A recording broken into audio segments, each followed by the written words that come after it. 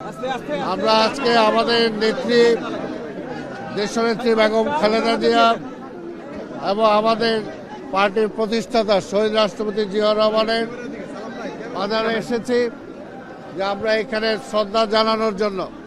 আপনারা জানেন যে আগামী 12ই ফেব্রুয়ারি নির্বাচন এবং এই নির্বাচনে ঢাকা 13 থেকে আমাদের দলের পক্ষ থেকে প্রার্থী হয়েছেন ববি হাজাজ। তার নেতৃত্বে আজকে আমরা এখানে আসছি, এখানে আমাদের শ্রদ্ধা জানানোর জন্য। আমরা শ্রদ্ধা জানিয়েছি।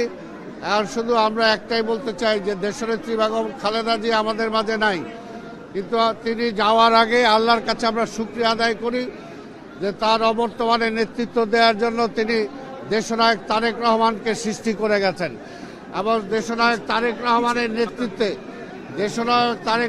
নেতৃত্বে ইনশাআল্লাহ আগামী 12 তারিখের নির্বাচনে যেমনি ঢাকা 13 থেকে ববি হাজার জিতবে, ঠিক তেমনি সারা বাংলাদেশ থেকে ধানের শীষ জয়লাভ করবে ইনশাআল্লাহ।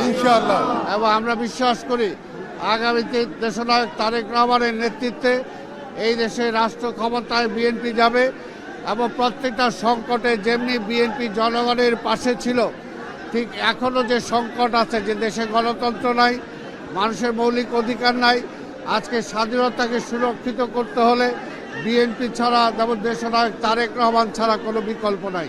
তাই আমরা বিশ্বাস করি আগামী নির্বাচনে এই দেশের মানুষ সব কিছু চিন্তা করে, আজকে পাহাড়ি বলি, বাঙালি বলি, আজকে মুসলমান বলি, হিন্দু বলি, আজকে পুরুষ বলি, মহিলা বলি, সবার একটাই পছন্দ, সেটা হলো বিএনপি, সেটা হলো ধানের শীষ, এর কোনো বিকল্প নাই। তাই আমরা আশা করব আগামী দিনে ঢাকা 13 মানুষ ববি হাজাজকে বিপুল ভোটে ধানের শীষে জয়লাভ করাবে আজকের এই দিনে, এটাই আমরা কামনা করি। ধন্যবাদ ভাই। ষষ্ঠ দিনেও দলীয় নেতাকর্মী এবং সাধারণ মানুষের যে ঢল এই সমাজের স্থলে, এতে করে কি বার্তা দিচ্ছে একটু বলবেন? দেখেন, বেগম খালেদা জিয়া সে পুরো বাংলাদেশের আইকন, 20 কোটি বাংলাদেশির প্রাণের স্পন্দন ছিলেন তিনি। ওনাকে হারিয়ে পুরা দেশ শোকাহত। মানে ওনার জানাজার সময় আপনারা দেখেছেন যে বাংলাদেশের ইতিহাসে, আমি তো বলবো বিশ্বের ইতিহাসে, এই ধরনের শোকের সমাগম আর কখনো হয়েছে বলে আমি জানি না। সো বেগম খালেদা জিয়ার জন্য যে ভালোবাসা এবং শহীদ প্রেসিডেন্ট জিয়াউর রহমানের জন্য যে ভালোবাসা, এবং তারা এই দেশকে যেটা দিয়ে গেছেন বাংলাদেশি জাতীয়তাবাদ, যে বাংলাদেশের সাহিত্য শাসনের শক্তি, বাংলাদেশের নিজস্ব শক্তি, এই বাংলাদেশি জাতীয়তাবাদের চেতনায় আজকে আমরা জীবিত, আজকে এই বাংলাদেশ জীবিত। এবং এই বাংলাদেশি জাতীয়তাবাদের বিরুদ্ধে যেই যখন দাঁড়িয়েছে আমরা দেখেছি তারা দেশের বিরুদ্ধে ষড়যন্ত্র করেই দাঁড়িয়েছে। তো সকল ষড়যন্ত্রের হাত চুরমার করে ভেঙে দেবার জন্য আমরা এখন একত্রিত, জনগণ আমাদের সাথে একত্রিত বলে আজকে ষষ্ঠ দিনেও দেখেন ভিড়ের সমাগম। আমরা আগামী নির্বাচনে এই সমাগম মাধ্যমে সবাইকে দেখাতে চাচ্ছি এবং আগামীতে সবাই জানবে, সবাই দেখবে যে বাংলাদেশের জাতীয়তাবাদ ধানের শীষের জন্য জনগণের কতখানি ভালোবাসা।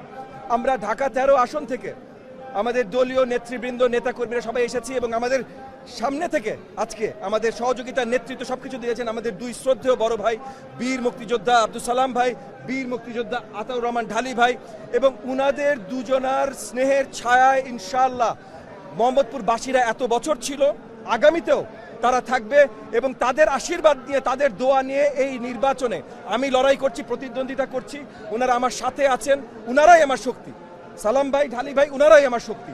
ওনাদেরকে নিয়ে ঢাকা 13 আসন যেমন ইনশাআল্লাহ জনগণের জন্য আমরা জয়যুক্ত করব, একইভাবে সালাম ভাই যেটা বললেন যে পুরো বাংলাদেশ জনাব তারেক রহমানের, মানে বেগম খালেদা জিয়া এবং শহীদ প্রেসিডেন্ট জিয়াউর রহমানের সুযোগ্য সন্তান জনাব তারেক রহমানের নেতৃত্বে পুরো বাংলাদেশকে আমরা বাংলাদেশি জাতীয়তাবাদের আলোকে গুছাবো, সাজাবো ইনশাআল্লাহ।